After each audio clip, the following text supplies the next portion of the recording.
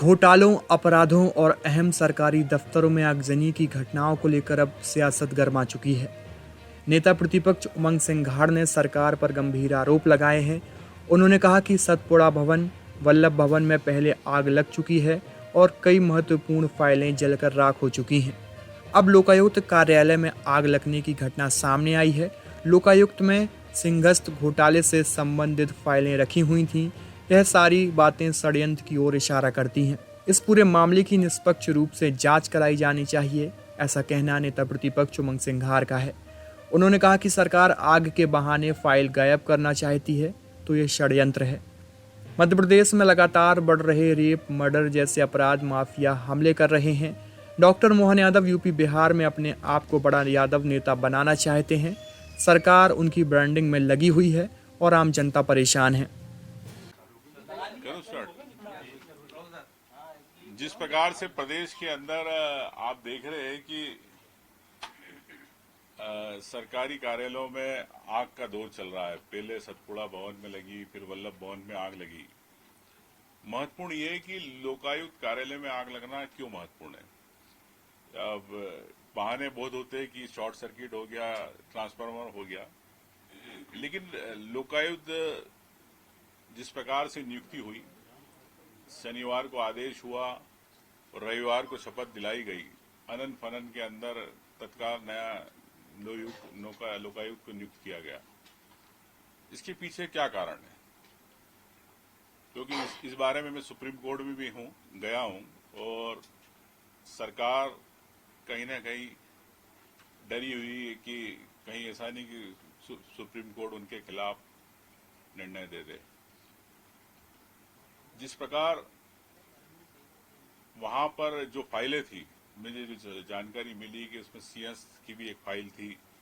CS की जमीनों को लेके, घोटालों को लेके मुख्यमंत्री मोहन यादव जी के परिवार के नाम उसमें थे। कई सैकड़ों जमीनें जो वहां पर उन्होंने हेर फेर की, उन कंपनियों के नाम भी है, आप सब जानते हैं। चाहे तो मैं आपको वो भी दे दूंगा। तो क्या ऐसा तो नहीं कि उन फाइलों को जलाने के लिए आग लगाई गई? और ऐसे जो अधिकारी थे जो इस घबराहट में थे कि अगर इस पे जांच होगी तो हम लोग भी इसके गिरफ्त में आएंगे, तो मैं समझता हूं कि ये एक गंभीर विषय है। इस पे जांच होना चाहिए। और जांच, अब चूंकि मुख्यमंत्री जी जिस प्रकार से एसआईटी करते हैं, उसकी लिपापोती करते हैं, अभी तक की जितनी जांचें हुई है, तो मुझे नहीं लगता कि इसकी स्पष्ट जांच होगी। लेकिन कांग्रेस और मैं विधायक दल की तरफ से कहना चाहता हूं कि इसको विधानसभा में इसको उठाया जाएगा कि क्या इतने गंभीर विषय जो है घोटालों के, प्रदेश में कई घोटाले हो चुके, लंबी लिस्ट हो चुकी है, इन घोटालों को लेके अभी तक सही स्पष्ट जांच पटल पे क्यों नहीं आ रही, जनता के सामने क्यों नहीं आ रही? ऐसे कई मामले हैं। आज भी मैंने पेपर पढ़ रहा था, डीनो की भर्ती फर्जी हो गई है गलत नियमों के विरुद्ध। इसके पहले कायाकल्प एक में काफी करोड़ों रुपए आया था। तो स्वास्थ्य विभाग किस प्रकार से खरीदी फरीद में लगा हुआ है फर्नीचरों की। पुराना फर्नीचर जब ऑलरेडी जब आपके स्वास्थ्य विभाग में हर जिले के अंदर डिमांड नहीं थी, उसके बावजूद भी सबको फर्नीचर दिए गए, तो ये भी एक बड़ा घोटाला है।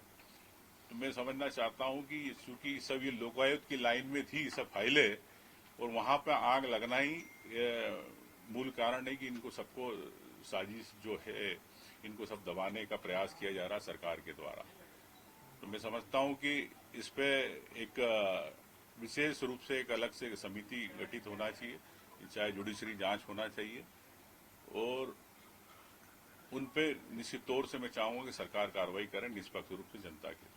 भैया आग से जुड़ा हुआ ये क्या है? देखिए, मैंने तो कल ही कहा है कि मुख्यमंत्री जी अपनी ब्रांडिंग में लगे हुए हैं और अखिलेश यादव और लालू यादव से बड़े नेता बनना चाहते हैं यादव के रूप में, लेकिन प्रदेश की कानून व्यवस्था के प्रति वो गंभीर नहीं है, अपनी ब्रांडिंग करना चाहते हैं। यहाँ पे उन्होंने सुरक्षा की जवाबदारी मुख्यमंत्री की, चूंकि विभाग उनके पास है। अभी कुछ दिन पहले आपके झुग्गी प्रकोष्ठ के भाजपा के अध्यक्ष खंडेलवाल जी ने भी चूड़ियां भेंट करी थी सीहोर कलेक्टर को रेत माफिया के खिलाफ।